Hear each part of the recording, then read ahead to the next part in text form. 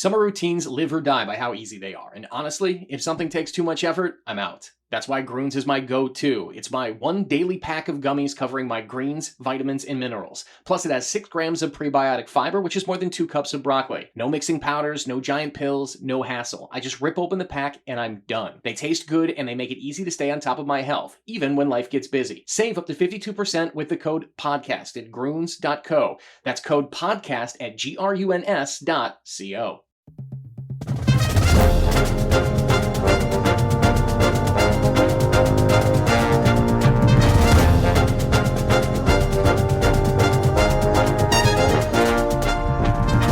It's the Go Gopher podcast with Mike Grimm, episode number 19. I am Mike Grimm, voice of the Golden Gophers, and welcome back to the podcast. We're going to talk today Golden Gopher basketball and Golden Gopher fishing.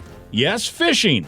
Former Golden Gopher basketball player Luke Loewe just wrapped up his one and only season with the Maroon and Gold. And now he's fishing on the Golden Gopher Fishing Club, which he helped reestablish this year. He has the ultimate goal of becoming a professional fisherman. I'm excited to have you hear his fish story here on the Go Gopher podcast. Our Go Gopher podcast is presented by alumni-owned Sunbelt Business Advisors and True North Mergers and Acquisitions. If you're a business founder planning to exit your business, start by contacting Sunbelt Business Advisors and True North Mergers and Acquisitions. Sunbelt serves more businesses up to $5 million in revenue than anyone, and True North M&A serves companies with revenues up to $150 million. Get a confidential, no-cost, no-obligation business valuation today. Make the most of your life's work. Here's what you do. Visit sunbeltminnesota.com or tnma.com today. They're great people, and they will treat you right. Our podcast is also sponsored by State Farm agent Tony Hoagland at ChamplinInsurance.com, who loves Gopher basketball and, yes, loves Gopher fishing. We invite you to subscribe to the podcast as well. You can go back and listen to past podcasts. Last week, for example, we had the Gopher Radio Network football crew. We talked pigskin and some road trip stories. You should go back and listen. It's absolutely free to subscribe and free to listen. We're ready to talk basketball and bass fishing with Luke Loewe. First, a word from Tony. Hey, Gopher fans, this is your State Farm agent, Tony Hoagland. We are super excited to be part of the new Mike Grimm Show on Talk North. For the year of 2022, we will be donating $10 to the University of Minnesota Children's Masonics Hospital for everyone that calls our office or checks in with us online and mentions that they heard about us on Talk North and the Mike Grimm Show. We are really excited again that Mike came on board with Talk North. You can reach us at 763-421-4900. You can find us on the web at ChamplinInsurance.com. Again, 763-421-4900, or find us on the web at ChamplinInsurance.com. Roll the boat, Sky Yuma, go Gophers. Welcome back. It's episode number 19, the Go Gopher podcast with Mike Grimm, and it's my pleasure to welcome former Golden Gopher basketball player Luke Loewe to the podcast. And yes, we're going to talk some basketball. We'll do that in the second half of the podcast. We're going to talk some bass fishing first, though. And if people are wondering bass fishing, well, stick around and listen, because this, I think, is going to be a really intriguing and compelling story. First of all, Luke, good to see you. Yeah, absolutely. Thanks for having me on. Yeah, so we'll talk some hoops, and it was such a fun time watching how that group of guys that you were part of came together and really almost from day one looked like a unit. I think there's some really cool, side stories there that we'll get into. But, hey, we're in the heart of fishing season here. The ice is finally melted. The lakes are finally open, and you are very active since the basketball season. And I guess the first thing I want to ask you is, you're a Golden Gopher basketball player, but you also are taking part now, and you've helped kind of rekindle the Golden Gopher Fishing Club, which was, 6 years removed from winning a national championship, and then COVID kind of did it in, and you helped kind of revitalize that thing. Take us through that and what it's like now going from the basketball court representing the Maroon and Gold to on the water representing the school. Yeah, absolutely. It's been a pretty cool experience so far.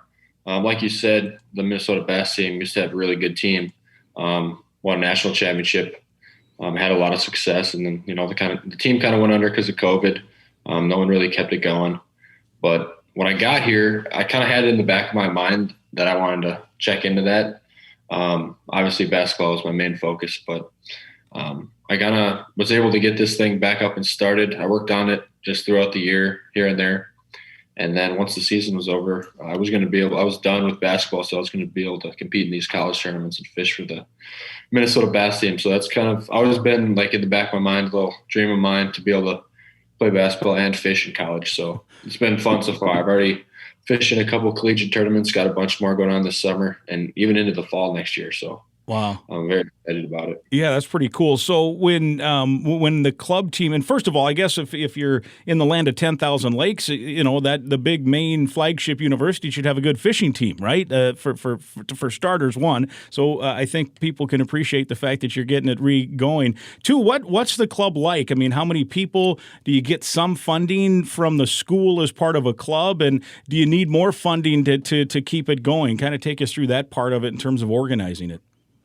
Yeah, absolutely. So it's a student group, just a student organization. But we do get some funding from the school. We can apply for grants to travel to some of these further tournaments, and they can accept our grants and then supply some funding for our travels and stuff like that.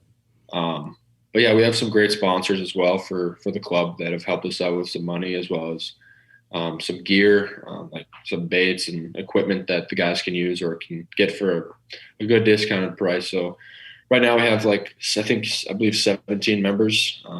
So far we've had 2 teams that have traveled to collegiate tournaments though for the bass tournaments, but we still have a lot of members that enjoy being a part of the team and fishing up here in Minnesota. So that's been good. I know there's a lot more tournaments coming up closer that will hopefully have more teams competing in. We also actually we're doing a club kind of just like a little club tournament, a 2-day thing up at Lake Minnewacha and O'Dowd next week, Tuesday and Wednesday. So the guys will get together and we'll have a good time doing that. So it's kind of just what we're doing. I think there's a lot we can grow on as far as fundraising things and just growing as a club, but it's kind of just the first year. It's good to get our feet wet and get this thing back up and started. Yeah, cool. So you mentioned you've been in a couple tournaments. How have you done? And I suppose some of it is just kind of learning how the process of a tournament might go. I know you've tournament fished before, but is there different things with the college tourneys and how have you guys done so far? Yeah, I mean, it's been a great experience so far. Our first tournament was down in Table Rock Lake in Missouri. Went down there for almost a week and spent the week down there. And that was a tough tournament for both of the teams that went down there. We didn't do so great, but it was a great learning experience. And then the second college tournament that we fished was out on actually Lake Wisconsin, back kind of home here. So we did much better. And that one got a third place. With my partner and I got third place in that one. So that was a fun tournament, but we got my partner and I, our next bigger one is going to be in Saginaw Bay in June. I think it's June 9th and 10th. And then later on in the summer, we got another big one on the Mississippi River out of La Crosse. So we're looking forward to that one as well. But yeah, it's been a great learning experience. These college anglers are really good though. So it's just like the highest level of basketball that I played in this year. It's the same with fishing. These guys are good. That's what they do. So it's kind of been a cool jump cross sports. Obviously I've had a lot of experience with fishing in my life, but some of these college anglers have been doing it like hardcore their whole life too. So it's not easy to just jump over and expect to beat them. So it's been a fun challenge and I'm looking forward to continuing to do that. Hopefully we can have a little more success, but that's just part of the fun in tournament fishing. Yeah, no question. You mentioned the one coming up in July on the Mississippi. Is there a difference when you're fishing for bass in the river as opposed to the lake? And what are some strategies there? Yeah, I mean, during the summer on the river, should be a good tournament. Obviously, the current plays a factor. There'll be a lot of backwater fishing, but yeah, the water will be a lot warmer. So, I mean, top water will probably play a lot more in that tournament on the river. But that's a really good bass factory. Mississippi River produces a lot of nice fish. So, whereas the one down in Table Rock is deep, clear. The water was still cold, so the conditions always change for time of year and what the bass are doing. So you just kind of got to adjust and stuff like that. I will add that another difference that's not as much like strategy is that tournament will probably be best 3 fish in July. I think the DNR does that to for the health of the fish. Sure. Not keeping some alive well. So that'll be best 3, where it's like usually it's like your best 5 bass in weight combined is what you weigh in. So that's great. It's fun to watch. I think everyone at some point has either thumbed through the channels and watched some of the Bassmasters on TV or maybe here in Minnesota there's some of those events around. I know there's some good bass fishing and good fishing in general. Now the question then too, when you watch those, a lot of these dudes have their sponsors and their long sleeve shirts so they keep the sun off. Do you guys have some fancy Gopher gear that you get to wear out on the water? We do. We have some team jerseys that we wear. We put those together with our team sponsors and stuff like that have helped us get the club up and going. So yeah, we like to represent our sponsors and the people that have supported us so far. If there are some Gopher fans out there, Gopher supporters who are also maybe avid outdoorsmen or fishermen or what have you, and they're listening and they say, "Oh, I didn't even know about this. Maybe I'd like to support it." What can they do to help support the club? Yeah, absolutely. I mean, first off, they could send me an email or shoot me a call or text. And I mean, reach out on social media. We have a Facebook page, Minnesota Bass Team, and as well as Instagram, Minnesota. I think it's just search University of Minnesota Bass Fishing Team. But yeah, that'd be amazing. I know there's a lot of people in Minnesota like to fish, so it's a good state to have a fishing team in for sure. Yeah, no doubt. And there's a lot of Gopher fans out there, and I think it'd be cool if we could get hooked up with a few people to get the club continuing to move forward. Now I know that you had saved a lot of your money over the course of the last many years to buy yourself a boat, because any good fisherman that's aspiring to do what you want to do is going to need a boat. And then I think I read on maybe your Twitter page or something that you had an issue with the motor and needed some help that way. So can you give us an update on that, how the motor is coming along and the fixing and the fundraising for you on that front? Yeah, I mean, that was kind of a little hiccup in my spring. I had my power head. I blew a power head on my motor, which is like you got to kind of completely replace it, and that's pretty expensive. So I've been trying to raise some money to get it fixed. I had up a GoFundMe, which has been amazing. I want to just say thank you to everyone who's helped me.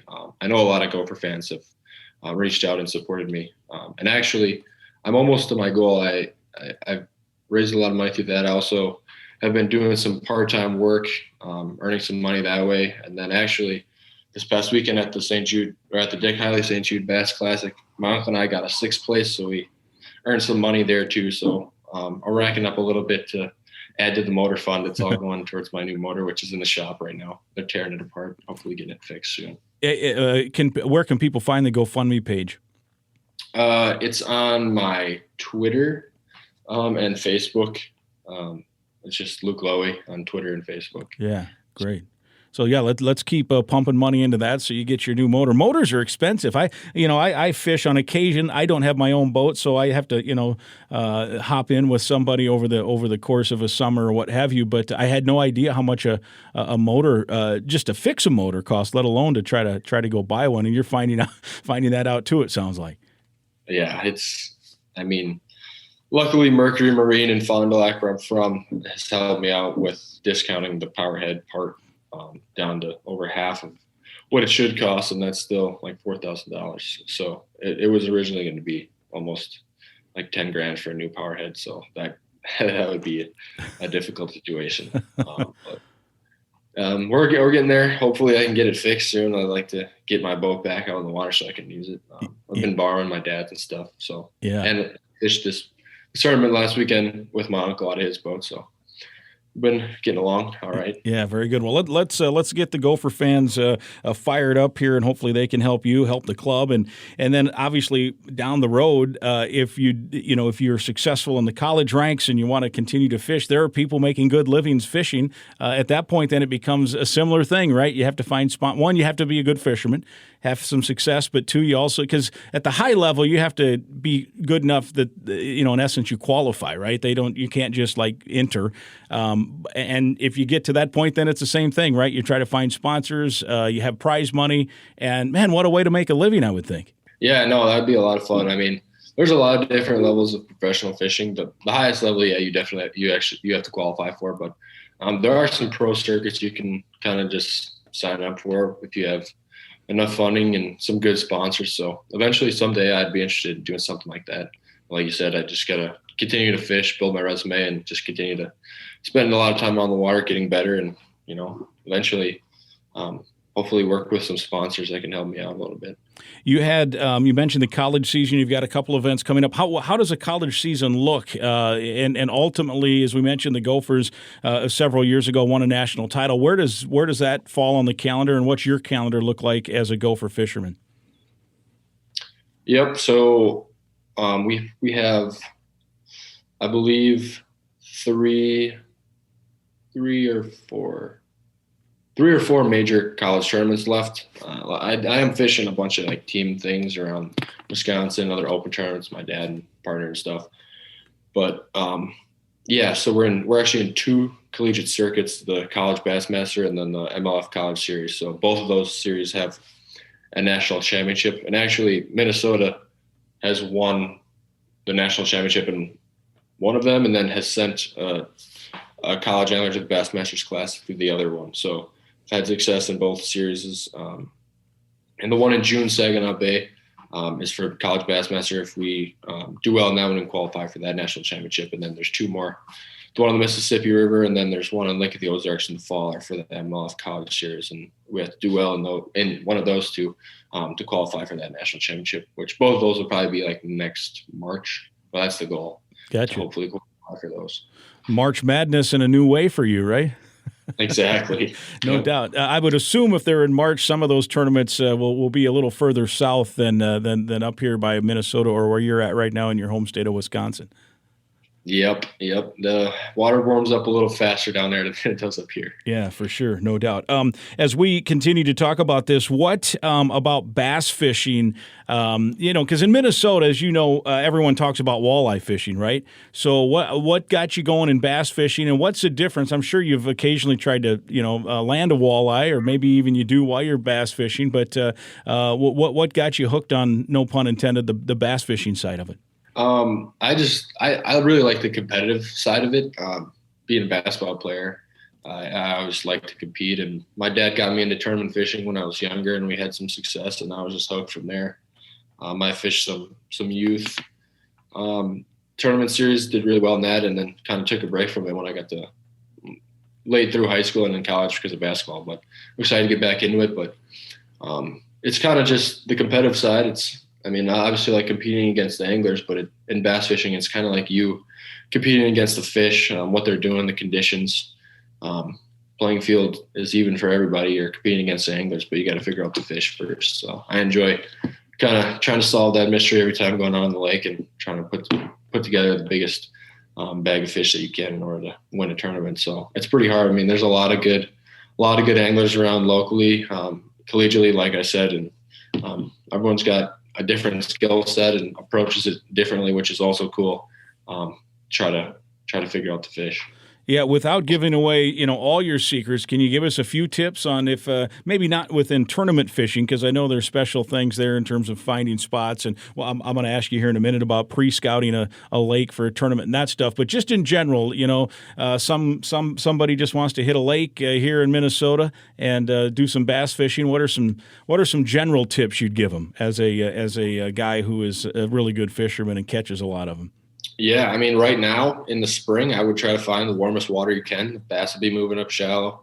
They should be doing their thing, starting to spawn. So the warm water will have them. Usually I like to go in the clear water, but it depends on the lake, I guess. There's a lot of good. I don't even know where to start with all the things I could give. It's kind of a broad question, but this time of year, the fish should be pulling up to start spawning. So that's a fun time to catch fish. And they like to move shallow. They like shallow weeds, cover around, they go around docks and stuff like that. So, in terms of how you've gotten to be a skillful fisherman over the years, I'm sure you mentioned your dad and your uncle and others that you fish with, so you just pick up some things there. Do you also do some either research on your own? I know there's fishing shows all over on TV, and I don't know if you can pick stuff up from that too, or reading or what have you. How do you gather the info so that you are as skilled as you are? Yeah, no, I watch a lot of fishing shows, read a lot of articles about stuff. I like to look at tournament results from, like, if I'm going to an area, I'll look at previous tournament results, the weights, just to kind of have an idea of what I would need to catch in order to be in contention. And then that kind of helps me plan out during practice. Like, if I get a bite here, what kind of fish are in the area, or what are the fish doing? Where are they moving? So stuff like that. Yeah. But I definitely do some research. I like keeping up with other anglers. I mean, the thing about fishing is the fishing community is great. Most of the time, all the anglers like to help out other anglers, especially younger guys. So the community is great. So there's a lot of support in the fishing industry. So you can learn from a lot of people. And like I said before, everyone does things a little bit differently. So everyone has their own techniques, and you can pick up on that from other people. One thing that I've learned is kind of just try to fish with as many people as possible, because like I said, everyone has their own style, and you can learn different techniques from guys that you'd never even think of trying, from hopping in with them and seeing them have success. And once you build confidence in a technique, that's how you can just add it to your arsenal of skills. So that's a big thing in fishing too. People might not think just like having confidence in what you're doing would play in fishing, because a lot of people think, fishing is luck sometimes, but confidence definitely plays a big role in believing in what you're doing, and believing that the fish should be in the right areas that you think they're in, and that they should be reacting to the baits you're throwing. So how about equipment, whether it's, as we talked about earlier, simply as a boat, or, I know there's, the depth finders and the fish finders and fishing poles and tackle and all that stuff. How important is having the right gear and being equipped right play into catching the amount of fish you need to compete in these kind of events? Yeah, no, equipment has just developed insanely in the last few years, but having the right equipment is definitely a big benefit to an angler's success. I mean, the electronics especially has developed just way more than it has in the last couple of years. I mean, there's front-facing sonar and Mega 360 stuff like that, and that's a big deal for most tournament anglers. And a lot of guys that are super serious will do everything that they possibly can to give them an advantage. And I mean, I believe that's what they should do if they're going to be competing at the highest level and fishing for money and stuff like that. So, but yeah, having good rods, reels, line is a big one. That's something I tweak out about line a lot. Like, I'll retie all the time, check my line. I don't want to be breaking line unnecessarily in a tournament or having a line issue. So that's something I'm really particular about. And I know a lot of tournament guys are too. They'll re-spool their rods after every tournament, after every day. So it's stuff like that, just the little things that help anglers just be a little more successful than the other guy. Using all that knowledge to find the fish is one thing, and then hooking the fish is the other, because you can get bites. That's my issue. I get bites, and I'm only okay at actually landing the fish. Even sometimes I'll hook it, and as I'm reeling in, off he goes, or as you mentioned, a line break. So what are some tips you can give to, okay, we found fish, now let's catch a few here? Yeah, no, I mean, that's the fun part.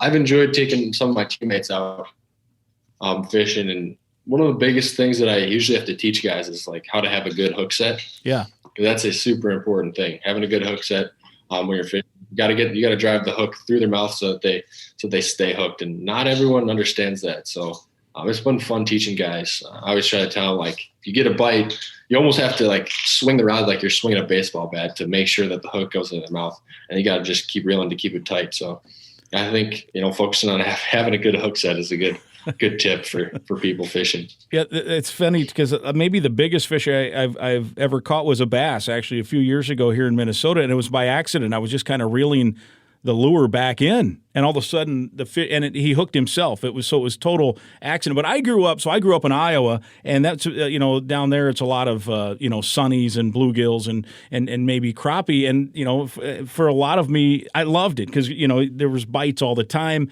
and they weren't huge fish, but you could easily hook them. And I think it's hurt me now later. I can't catch a walleye to save my life because I don't maybe have the patience. And so you're right. Actually, hooking the fish is a skill. Like, there is a skill in doing that. Yeah, I mean, that's kind of how I started when I was really younger, or a lot younger, just catching everything that I could. starting with sunnies, bluegills, stuff like that. I know I got a lot of younger cousins that enjoy doing that off the dock. That's a great way to just get people hooked on fishing. Just feeling a fish on the end of your line and catching it is something that gets people kind of addicted to fishing for sure. You mentioned you took your teammates out, and I know I've seen on some social media, I think one of my favorite pictures is EJ Stevens in the middle of winter. You guys are ice fishing. He's holding up this big fish. That's pretty cool. How much fun is that to introduce guys like that? Here's a kid from Wright Plantation, Florida. I don't know. I mean, Florida's a huge bass fishing state, so maybe he's fished before, maybe not. I'm sure he's not ice fished before, though, so what was that all like? Yeah, no, that was an awesome experience. EJ was a little weary to get out on the frozen lake, but once he was out there, he thought it was pretty cool. I think it was cool to show him, how to fish. We were lucky; we got hooked up with Aquaview. They were actually the guys who helped us get out and had a big ice house with TVs and Aquaview cameras. So I want to give a big shout out to Aquaview for that. So that was a cool experience. Those guys kind of got a little taste of what it's like to ice fish in a kind of a cheating manner, but it was still fun for them. So yeah, seeing EJ catch fish was cool because he's never really fished, and for sure has never ice fished. So that's cool for me. I used to take my teammates out in Virginia when I was on William and Mary. A lot of those guys never fished either. So it's been cool to take different guys out that I played with. Yeah, and amongst your teammates now that you've been out with, one, who likes it the most? Like who can you say, if you know you're going to text or call somebody and say, hey, I'm heading out for a few hours, that you're going to get a yes? And two, who might be the best of the Gopher basketball players in terms of catching fish? Besides you, of course. Yeah, there's a few guys on the Gopher team that have had a little bit prior experience that are good, like Parker and Trayton. They know how to fish, and they would be guys who would probably go every time if I asked them. Yeah. But as far as new guys, I know Jamison Battle and Eric Curry. Those guys, they really liked it. I think they got hooked when I took them. So I think they'd be down to go.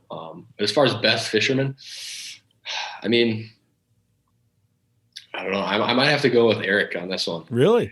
He picked it up pretty well. We fished a little tournaments on my YouTube, me and him versus Parker and Trayton and my dad and uncle as boat captains. But Eric was catching a lot of fish, so he kind of got it down pretty well. We got to get him back out on the water here now that it's warmer. I took him that one time, and the weather was really nice, and I tried to take him again in the fall, and it was just atrociously freezing. Like I fish and stuff like that, so like I was cold, but I could still do it. But he was like, "No, I'm not doing this again." That's pretty good. Well, so I think it's awesome too that there's some guys that some Minnesota guys. You mentioned Trayton and Parker. I mean Trayton, like his hometown's Glenwood, so I'm assuming out in that area there's all kinds of Great Lakes he grew up fishing, and Parker from around here, and then you've got Jamison Battle, who's also from here, and apparently hasn't done much fishing, and you're getting him hooked on that. So that's pretty cool. Mm-hmm. Yeah, it's been very cool. I'm hoping to get the boat back up in the next couple of weeks to get those guys out again now that it's warm. How about any of your coaches? Is Coach Johnson, does he go out and fish? Have you gotten him out on the water? I've not gotten him out on the water. He's a busy guy. I know that for sure. I've taken Coach Kemp out in Virginia. I took him out, and I'll probably take him again this fall. But yeah, he can fish too. He kind of does his own thing. He likes to listen to what I have to say and then just do what he wants to do. So if he listens to this, he'll know exactly what I'm talking about. But he caught some fish when I took him out in Virginia. So yeah, I enjoyed taking those guys as well. You mentioned when you were young, you were you kind of off the dock, you were catching some sunnies and such. How old do you think you were when your dad or mom or whoever it was gave you the pole for the first time and said, "Here, go catch a fish"? I mean, I don't know. Probably 4 or 5. I can't remember back before I ever started fishing. It's just I've always been doing it. We have a cabin up in northern Wisconsin. When we go up there, I just stand off the end of the dock and just fish. When everyone's outside by the fire or inside, that's what I like to do. So I honestly can't even remember when I started. I was so little, so I've always been doing it my whole life. So I am, I love a good fish fry. I think fish is awesome. Do you do catch and release some? Do you have a freezer full of fish? Do you love a good fish fry as well with all of your catch? Oh yeah. Oh yeah. We love a good fish fries for sure. We bass fish mostly, but we'll do some pan fishing, some bluegills, crappies, and then a lot of times when we bass fish, we'll accidentally catch like a walleye or two or a few of them, and we'll keep those and fry those up because those are a delicacy up here. So yeah, those taste pretty good. We like to do fish fries. We'll always have fish stocked. Like I said, that cabin we have up north is a really good crappie lake, so we usually go up there every year and stock up on crappies. Yeah, I love crappies. The one fish, that and bluegill, I can one catch them, and two, yeah, they're pretty darn tasty. There's no doubt about that when you get it going. Well, it's pretty cool to hear all about one fishing, getting some tips. How you started. You said your dad got you in some youth tournaments, so when you were young, you were winning some trophies. And what do you remember most about getting hooked that way? From, you mentioned the competition standpoint. Yeah, we had a youth bass club around the area, and that allowed me to fish tournaments just locally as a youth angler, and then from that you can qualify for a state tournament and then to a world championship, which I fished in state a few times, and I actually won state like I think 2 or 3 times. In one of the years, how old about then was that? Would you say were you? I was probably. I know I was 14 one year, and I think I was 15 the next. I might have been 13. I think I won twice. So I think I was 14 and 15. So you won the state, then did you get to go try a national tournament then? I did. I got to go down and fish in Shreveport, Louisiana on Caddo Lake, and against all the other state winners. So there was, I'm pretty sure all 50 states, maybe a little less. Maybe there's like 40 something. But yeah, all the youth anglers, there was 2 divisions. So there was a younger division, 11 through 14, and then 15 through 18. So each boat would have a younger division kid and then an older division kid, and they'd be fishing against each other. So there was 2 divisions, and it was a 2-day tournament. The first day you fished against your region. So it was just like Midwest states. So I was lucky enough to win that day and qualify for the second day. So I won the Midwest region. And then on the second day, I was actually partnered with the guy who won the older division as well. So I was lucky enough to win the whole thing. So oh, man, so that was cool. You were basically the national title winner then. Yeah. Wow. Technically, yes, I am a national championship in youth. That's amazing. Yeah, world championship, but it was a while back. Did you get a trophy? My goal is to do something like that in an adult division or something. For sure. Did you get a trophy then? Do you have that at your house or? I do. It's pretty big. It's pretty cool. Yeah. Yeah. And then we got to the guy I was fishing with. We actually that was the same week as the Forest Wood Cup. That was the MLF circuit. That's now that was the FLW circuit. That's now the MLF circuit. But they had their world championship or Super Bowl was the same week the Forest Wood Cup. So we actually got to go on stage and carry the trophy out onto the stage in front of the whole arena full of fans and stuff. So that was cool. Man, that's cool. Now, do you think that part of the competition, because I think most people that fish just go out, it's relaxing, you're going to, spend the afternoon out on the water, but then you get into the competition, it's a little different mentality. Do you think that helped you? And particularly like as you got older and now you're starting to play in AAU tournaments, let's say I'm talking on the basketball side now, that mentality, so all of a sudden you're 13 or 14 years old winning a national fishing championship. Maybe I'm reaching here, but maybe that is less intimidating when you're playing for a AAU team in Wisconsin, going to Dallas or something, playing against kids from around the country too. Do you think there's some crossover there from the competition part and the mindset part? Absolutely. I always believed that there was a crossover between competitive tournament fishing and basketball. Well, as far as just like having success in that tournament, that obviously gave me some confidence in myself, just believing in myself no matter what, anything is possible. I was competing against kids from all around the country. So it was the same thing was what I was doing later on in high school for AAU. But probably the biggest thing that I always believed was a crossover was just the mental side of fishing and basketball. Just you go through adversity in fishing. I mean, you might lose a big one and then that might sit with you for the rest of the day, and you got to kind of find a way to shake it off and focus on what you're doing and slow down and not get in a big rush, not get spun out. It's the same thing with basketball. I was tried to make that connection. When I was playing, I would just think of, what a situation would be like in fishing that I've been through, or vice versa. When I'm fishing, it's the same thing as maybe you go out and miss every single shot you take in the first half, but you still have a whole other half of basketball. So you got to stay focused. And I've had games where that's happened to me and then have had a really good second half. So that's kind of the same thing I think about. If the tournament day out on the water starts slow, the day's not over, you can still salvage your day and still do really well. You just got to make some adjustments and stay focused. So I've always believed that there's a parallel in those two sports. I'm thinking too, and again, maybe I'm reaching here, but I'm thinking with that crossover, the grind part of it, where if you're not catching or you lose one, you're still grinding, you're finding new spots, you're looking at the sun, you're seeing what the wind is, all that stuff. Maybe that's like playing defense in basketball, because I'm thinking, you had some games here for the Gophers where, you're basically, it seems each game assigned to the best perimeter player on the other team defensively. And even if the offensive game, if you're not necessarily landing buckets, you're contributing, you're grinding, you're having an impact. I think of the Pitt game, right? You didn't score all day until the team needed it most with the putback tip in at the buzzer in the Big Ten ACC Challenge. But maybe there's some comparisons along that side of things too, that the grind is constant, and for you defensively especially. And then, you have days like Rutgers where, you're going to win the tournament with a day like that, right? Yeah. I know every day is different. I think there's a similarity in that. I mean, I always try to, just like you said, just kind of grind it out.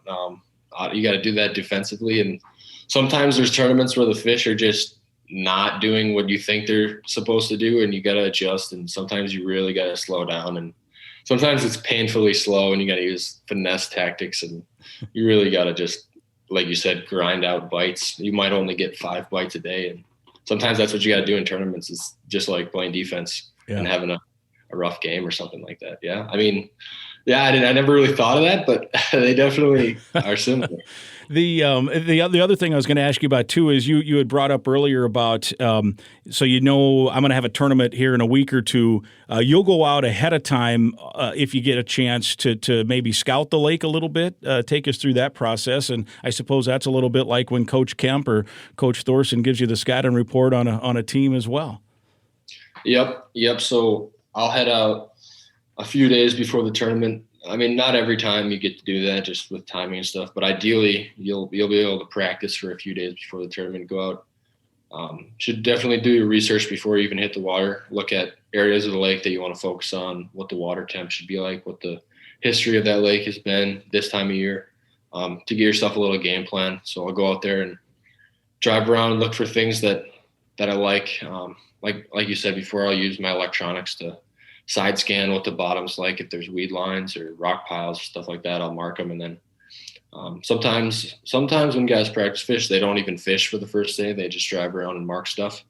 But I'll probably fish, just try to get an idea of what their fish are doing, to try to put together a pattern that I can hopefully duplicate throughout the tournament. And then we'll catch a few. Once it gets closer to tournament day, you don't want to just hook all the fish you get bites from. So sometimes you'll either cut off your hooks or just not set the hook and shake them off. So that the fish are there, but you don't want to hook them before the tournament, because they probably won't bite then on tournament day. So you got to be kind of strategic on how you practice fish for a tournament. And like I said, some tournaments are a lot bigger than others. There's pro tournaments that have 250 boats, and sometimes it gets super in depth sometimes. Like the tournament I was fishing this past weekend on pool 4 and 5, the St. Jude Bass Classic, there were 79 boats, and that's a big tournament. That's one of the biggest ones in Wisconsin, Minnesota.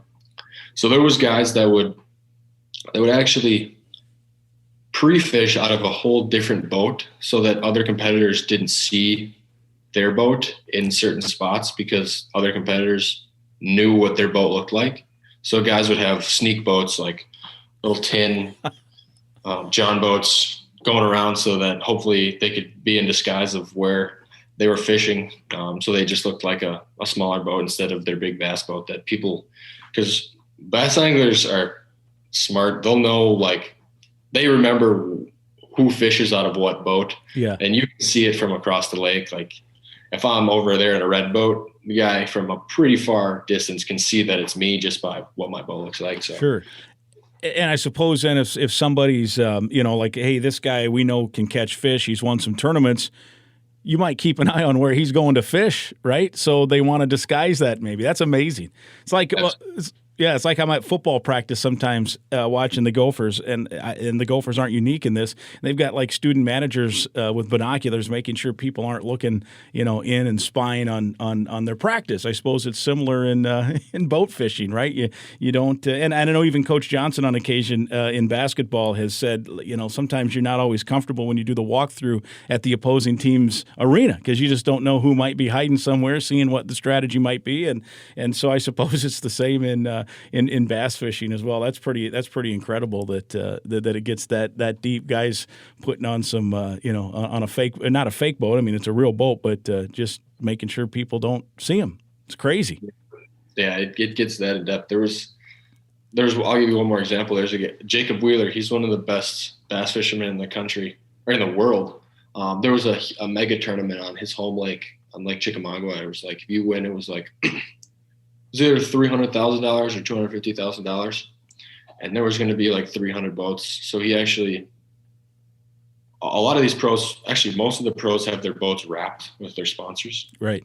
So he actually contacted all of the sponsors and unwrapped his boat so that people didn't know that it was him. And so when he would go around and practice in his spots, he was kind of incognito because he didn't have his sponsor wrap on. So wow. That's just another example. And then he ended up winning the tournament. So smart too, right? Smart, yeah. And I think the Bassmaster winner from last year's from Minnesota. I think I read that. I want to say, and I should have looked it up. The name escapes me, but I think he's like from Elko, maybe, or just south. Angler of the year was Seth Leiter. He's the best fisherman in the world right now. So. I mean, yeah, he's an incredible angler. Wow. I've looked up to for sure. Have you had a chance to meet him at all since you've been around? And he's from here? I've actually not had a chance to meet Seth. I know some of his friends and stuff, and people that know him. He's around the area, but he's obviously traveling and stuff. Right. I've not gotten a chance to meet him. Yeah. Hopefully someday I can meet him. But yeah, he's a really good angler. He was the best. He finished best in the world last year, and he was the angler of the year. Crazy. And then when you're that way, then you do make that you're making a good living then, right? You got sponsors, you got equipment, you got prize winnings. I mean, that's a pretty good way to go about life, I would think. Oh yeah, yep. he's got a lot of good sponsor support, people that help him out, and he's just a really good angler. I mean, he dominated Minnesota tournaments just when he growing up, and then moved to the Elite Series, and it transferred over. So yeah, he's a talented fisherman. Yeah, maybe a guy at your age now, a guy that you can study and see what the career arc was, and see if you can't follow in the wake, so to speak. Again, pun intended. Well, hey, we're I told you I'd only keep you for about 35 or 40 minutes. We're already 40 minutes in. It's been so fun and compelling hearing about your fishing and your background in fishing and the future and the hopes. Do you have a few more minutes? We can talk some hoops here. Is that all right? Yeah, well, I got all kinds of stuff. Okay, cool. I didn't want to. You never know. You might have to. I thought you might be going out to pre-scout a lake or something here. Well, let's do talk some basketball, and I'll just throw you the easy softball first. How much? Because 1 year you spent it. You're a Gopher. You're a Gopher for life now. I think the fans really embraced the way you played. What was it like on your end playing the 1 year here at the U of M? Yeah, I'm very thankful for my year here at Minnesota.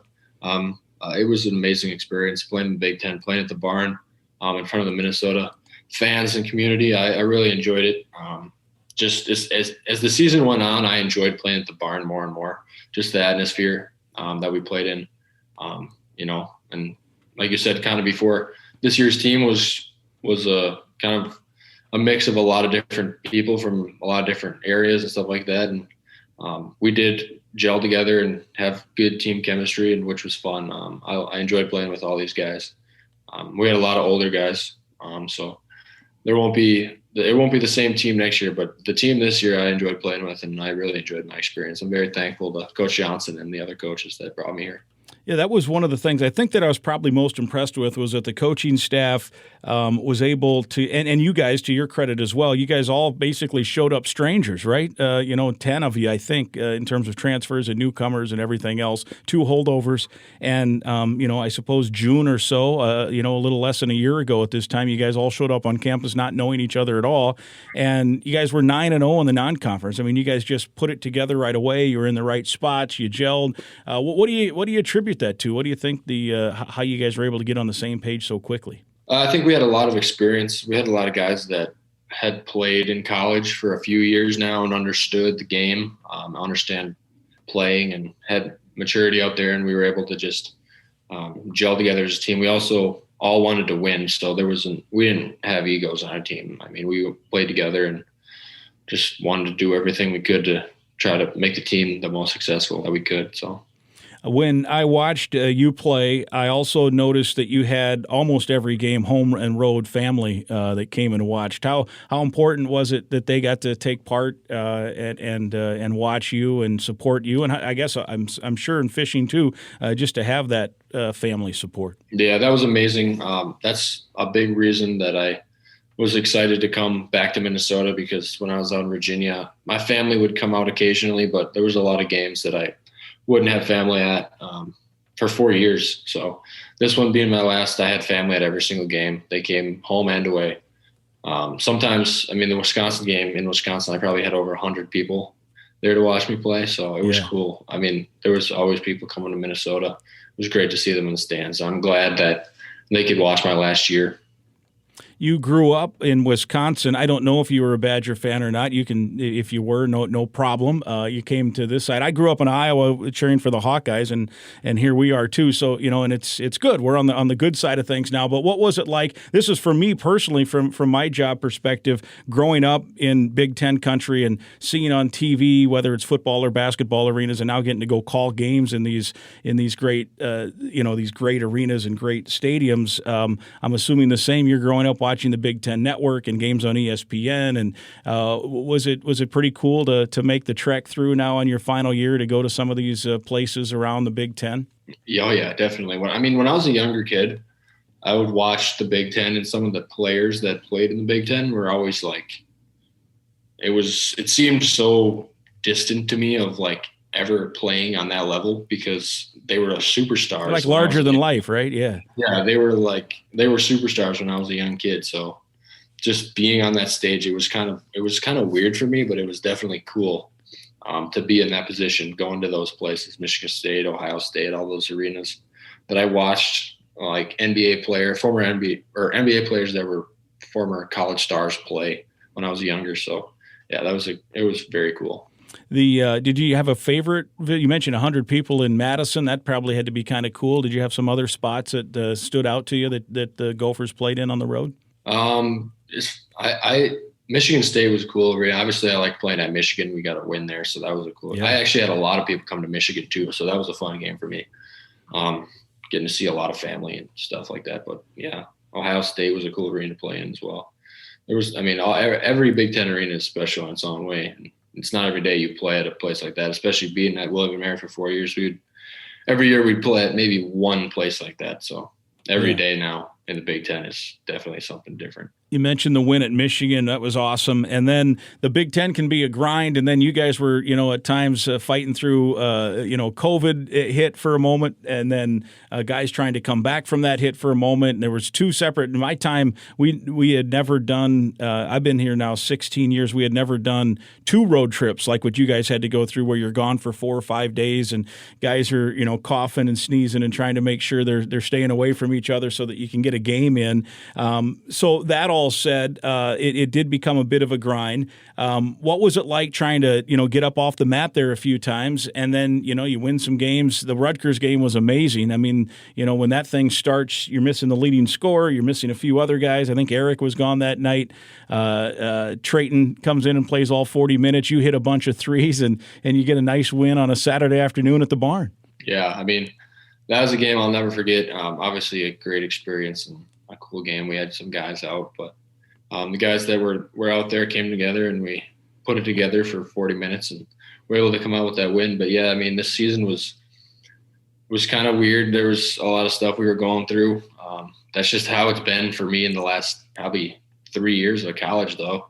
It hasn't really been a normal year. This was the most normal it's been. So, we kind of just had to adapt every road trip, every game. There was a lot of games we didn't even know, like within 24 hours of the game, how many guys we would have playing. That happened multiple times. Yeah. So we just had to continue to adjust in situations like that. Yeah, I think about that. I have 2 kids in college right now too, and I feel for them sometimes because you're in this boat too, even in a bigger degree because you played college basketball and you didn't time it great because you went through this funky time of the pandemic where you had to play with no fans for a while. Your family couldn't come and watch you. You couldn't, I suppose I know with the Minnesota 2 years ago, the Gophers basically had to isolate from everybody because they wanted to play games, and so you're not even getting to see maybe your friends, your girlfriend, what have you. It's just think about what you and your classmates, whether it's at William and Mary, whether it's Minnesota, your competitors in the conferences you played in. You guys went through some interesting times here during your span as a college student. Yeah, and it's been a weird end of my career. Just the stuff we went through. We at times in Virginia we were quarantined in my apartment with my roommate doing ball handling drills on the carpet because we didn't have hardwood over a Zoom call, doing like workouts on the carpet, just weird stuff to try to stay in shape. But I definitely feel for some of the kids that were in high school coming up through this and then early in their college career because they kind of got their career off to a tough start. The social aspect was way off. You couldn't go out and hang out with friends, or a lot of times there wasn't a release from stress and stuff because you were just cooped up by yourself. So I definitely feel for guys that have experienced it. And I haven't gone through it. It was a grind a lot of times, but hopefully we're on the outer end of it and we're going to be moving away from it here soon. Yeah, for sure. Almost done. Yeah, let's hope so. No doubt about it. Well, as you look at your time with the Gophers and you think about the year, and now Coach Johnson's bringing in the next crop of future Gophers, and I think they're excited about where the future goes. I'll ask a 2-part question. One, how cool does it feel for you that you got in here at the base level, and let's hope that if Ben Johnson and the staff does what they want to do in 5, 6, 8 years down the road, you're contending for conference titles and such, and Luke Loewe wants to come and watch a game, you can sit behind the bench and know that you were kind of one of the foundational pieces here. That's part one. And then part two, what do you think of this coaching staff and the general future of where this program's headed? Yeah, I would definitely love to do that someday. And the second part of this is this coaching staff knows what they're doing. I think this is great for Minnesota. Coach Johnson is going to be a great coach, and he's doing the right thing. He's building a culture here at Minnesota. He's going in the right direction. So he's got pieces around him, Coach Kemp, Coach Jenkins, and Coach Thorson that, they help out in all aspects of, player relations, recruiting, workout, stuff like that. So I think they're on the uptrend for teams in the Big Ten and coaching staff. So I'm excited to see their success and just follow along with the teams in the future. I still have guys that I played with this last year that'll be on the team next year that I'll be talking to. And I'm really excited to watch that team and still support them. I'd like to get back to the barn and watch as many games as I can. So it's gonna be different, but I'm excited. It's gonna be cool for me to sit and watch a college game. Yeah, right. Because you've been playing and being a part of it. There is some leisure, I think, is the way I'd term it when you get to just get to watch. You don't have to worry about a scouting report. You don't have to worry about who do you guard or where do I got to be. There's some leisure to that. I've talked to guys even like games. I'll broadcast a game and then I'll go watch the Gopher women, and there's just some relief and just, hey, I just get to be a fan here and just watch a game and not have a responsibility. So I know that's something you can look forward to. Absolutely. And the last one for you, in terms of how you got here, you mentioned Coach Kemp a few times. Kind of take us through your connection with him, and I know he was a key piece in your decision to be a Gopher, and really the connection to start with, right? Yep. So my sophomore year of college, we had a coaching change at William & Mary, and Coach Fisher got hired and hired Coach Kemp as an assistant. And at the time I didn't know what I was going to do. I was in the portal. I was thinking about leaving, I was scared because I didn't want to get stranded out and that far away from home with the coaching staff that didn't recruit me. So Coach Kemp was a huge piece of the reason why I stayed, and he kind of kept me there and believed in me. And I mean, really helped me turn around my career. At the time, it was not going very well. And he helped me turn it around and led me to the opportunity to be able to come and play at Minnesota last year. So he's my guy. He's been a great role model and just person I can talk to on the court and off the court. I got really close with him at Virginia, and then it was a blessing to have him come to Minnesota as well, to play for the coaching staff here as well and have him be a part of it. So, I mean, he helped me mentally all the time. Obviously, he helped me tell me what I needed to do on the court, but he knew that I took care of that most of the time if I just believed in myself and had the right mental space. So that was his deal that he helped me with a lot. So I was very thankful for that because, I mean, like you said, coming to play here in the Big Ten is a whole different ball game for, just mentally and physically, obviously. But he was a big help and helping be able to do that. I lied. I do have one more final question. You have a degree from William and Mary, great school, right? Which I'm sure was part of the draw initially. And then what did you study while you were here at Minnesota, and where, after your many years of successful professional fishing, what's the degree in, and what might down the road maybe you want to do? Yeah, I mean, I got my undergrad in kinesiology at William and Mary, and then this past year I got my master's in sports management. I kind of crunched a few credits together to be able to get that done in 1 year. So thankfully I was able to do that. So that was nice. And yeah, I mean, my degrees in sports management, I'm not exactly sure what I want to do with that yet. I'm looking for jobs right now. Obviously I want to continue to do this fishing stuff, but I also need to make money somehow. So yeah, I'm open for opportunities. I'm not sure exactly. I'm looking for jobs and applying for stuff. So, yeah. Very good. Well, as you mentioned, you've got your social media out there. So we got a few things going. We got to get you a motor. We got to get the club sport at Minnesota continuing to get some sponsors. We'll get you a job here, sports management, and then we can get you sponsors for your pro fishing career as well. It's all out there for people to jump on board, right? Yeah, that's a lot to ask for, but anything would be appreciated. I know hopefully anyone who listens to this maybe have a lead for something. So I'd appreciate anything. Thank you guys all for the support through fishing and basketball, being here as a Gopher. But yeah, that's kind of the stuff that I got on my horizon. And I mean, I've already had so much help with just my basketball career, fishing. A lot of amazing people have helped me. So I'm very thankful for anyone and everyone who's already helped me. Yeah. Awesome, man. Hey, it was fun chatting. Thanks so much. Best of luck. I might try to catch up with you again here as we get maybe around that lacrosse Mississippi River tournament.